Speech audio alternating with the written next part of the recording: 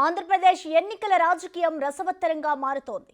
అధికార వైసీపీ కూటమి నేతలు జోరుగా ప్రచారం నిర్వహిస్తున్నారు. ఒకరిపై ఒకరు విమర్శనాలు విసురుకుంటూ ఓ రేంజ్లో రెచ్చిపోయి ప్రసంగిస్తున్నారు. దాంతో ఈసీకి ఎత్తుతున్నాయి. వైసీపీ నేతల కంప్లైంట్స్ తో టీడీపీ అధినేత చంద్రబాబుతో పాటు మరో ఇద్దరు టీడీపీ సీనియర్ నేతలకు ఈసీ నోటీసులు జారీ చేసింది.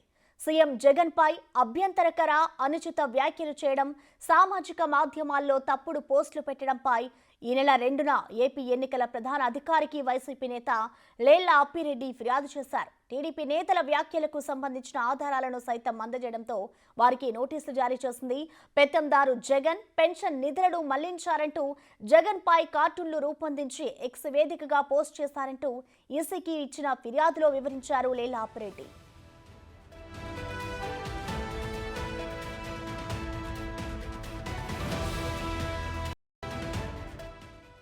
వైసీపీ ఫిర్యాదులపై స్పందించిన ఏపీ ఎన్నికల సంఘం టీడీపీ సీనియర్ నేతలు అచ్చెన్నాయుడు, అయ్యన్న పాత్రుడికి నోటీసులు జారీ చేసింది. 48 గంటల్లోగా వివరణ ఇవ్వాలని అంతకు ముందే వైసీపీ ఫిర్యాదుతో టీడీపీ అధినేత చంద్రబాబుకు ఎన్నికల సంఘం నోటీసులు ఇచ్చింది. గత నెల 31న ఎమ్మిగనూరు, మార్కాపురం, బాపట్ల సభల్లో చంద్రబాబు ప్రసంగంపై ఏపీ ఎన్నికల ప్రధాన అధికారికి వైసీపీ ఫిర్యాదు చేసింది. ఎన్నికల ప్రచారంలో సీఎం జగన్ పై ఎన్నికల కోడ్ ఉల్లంఘిస్తూ పరుష పదజాలంతో అనుచిత వ్యాఖ్యలు చేశారని ఆరోపించింది. దాంతో చంద్రబాబుకు నోటీసులు ఇచ్చిన ఈసీ 48 గంటల్లోగా వివరణ ఇవ్వాలని గడువు విధించింది. ఇక నోటీసులపై స్పందించకుంటే తదుపరి చర్యల కోసం కేంద్ర ఎన్నికల సంఘానికి నివేదిక పంపిస్తామని కూడా హెచ్చరించింది. మొత్తంగా టీడీపీ అధినేత చంద్రబాబుతో పాటు ఇద్దరు సీనియర్లకు కూడా ఈసీ నోటీసులు ఇవ్వగా వారిని ఎలాంటి వస్తుందో చూడాలి. ఇదే అంశానికి సంబంధించిన మరింత సమాచారాన్ని మా ప్రతినిధి శివ లైవ్ ద్వారా అందిస్తారు. శివ, చెప్పండి, ఎలక్షన్స్ కి సంబంధించి ఇటు టీడీపీ నేతలు చేసిన వ్యాఖ్యలకు సంబంధించి ఈసీ అయితే నోటీసులు జారీ చేసింది. టీడీపీ అధినేత మరో ఇద్దరు నేతలకు కూడా. సో వారి నుంచి నోటీసులకు సంబంధించి వాళ్ళు ఏ విధంగా రిప్లై ఇస్తారనుకోవచ్చు శివ? ప్రసన్న, మొత్తం చూసుకుంటే ఆంధ్రప్రదేశ్లో ఎన్నికల సంఘం పూర్తి స్థాయిలో ఆంధ్రప్రదేశ్ని తమ గుప్పెట్లో పెట్టుకున్న పరిస్థితి కనిపిస్తోంది. ప్రధానంగా చూసుకుంటే ఆంధ్రప్రదేశ్లో చీమ చిటుకుమన్నా కానీ ఎన్నికల సంఘం టక్కుమని రియాక్ట్ అవుతూ ఉంది.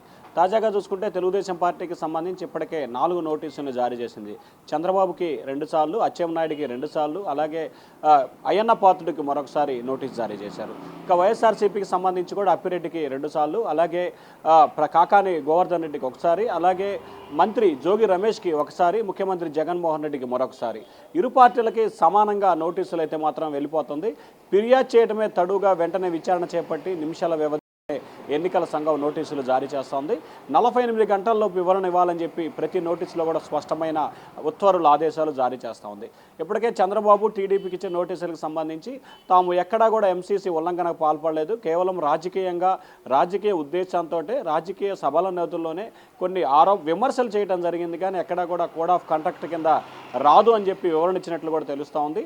ఒకవేళ మీరు దాన్ని ఎంసీసీ కింద భావించినట్లయితే మరొకసారి ఇటువంటి ఘటనలు పునరావృతం కాకుండా చూసుకుంటామని చెప్పి కూడా టీడీపీ తరపున లీగల్ సెల్ విభాగం ఇప్పటికే ఎన్నికల కమిషనర్కి వివరణ కూడా ఇచ్చినట్టు తెలుస్తోంది. మొత్తం 4 నోటీసులకు సంబంధించి కూడా టీడీపీ ఎన్నికల సంఘానికి వివరణ ఇచ్చింది. మరొక వైపు వైఎస్ఆర్సీపీకి అందిన 4 నోటీసులకు సంబంధించి కూడా ముఖ్యమంత్రి జగన్మోహన్ రెడ్డికి ఇచ్చిన నోటీసు తప్ప మిగిలిన నోటీసులన్నిటికి కూడా రాష్ట్ర ఎన్నికల సంఘానికి వైఎస్ఆర్సీపీ కూడా వివరణ ఇచ్చింది. ముఖ్యమంత్రి జగన్మోహన్ రెడ్డి చంద్రబాబుని పశుపతి, అలాగే మోసగాడు, ప్రతిరోజు గత ఏదైతే బస్సు యాత్ర ప్రారంభమైనప్పుడు 2, 3, 4, 5 తేదీల్లో ప్రతిరోజు కూడా ఏదో ఒక సభలో జగన్మోహన్ రెడ్డి చంద్రబాబుపై కూడా మోసగాడంటూ, పశుపతి, హామీలు అమలు చేయలేదు, వంచకుడని ఇట్లా రకరకాల సినిమా డైలాగులతో విమర్శల దోషణలకు దిగిన పరిస్థితి కనిపించింది. ఈ నేపథ్యంలోనే 3 రోజుల క్రితం కూడా రాష్ట్ర ఎన్నికల సంఘానికి టీడీపీ నేత వర్ల రామయ్య ఫిర్యాదు చేయడం జరిగింది. ఫిర్యాదుకి స్పందించిన ఎన్నికల సంఘం కూడా ఏమంటే ముఖ్యమంత్రి జగన్మోహన్ రెడ్డికి నిన్న మధ్యాహ్నం నోటీసు జారీ చేసింది. ఈరోజు సాయంకాలం కానీ రేపు కానీ ముఖ్యమంత్రి కూడా వివరణ ఇచ్చే అవకాశం కనిపిస్తూ ఉంది. రాజకీయ సభలో భాగంగానే తాము విమర్శలు చేశాం, ఎక్కడా కూడా కోడ్ ఆఫ్ కండక్ట్ కింద రాదు, ఒకవేళ అదే పరిస్థితి వస్తే నెక్స్ట్ పునరావృతం కాదని చెప్పి వివరణ ఇచ్చే అవకాశం కనిపిస్తూ ఉంది.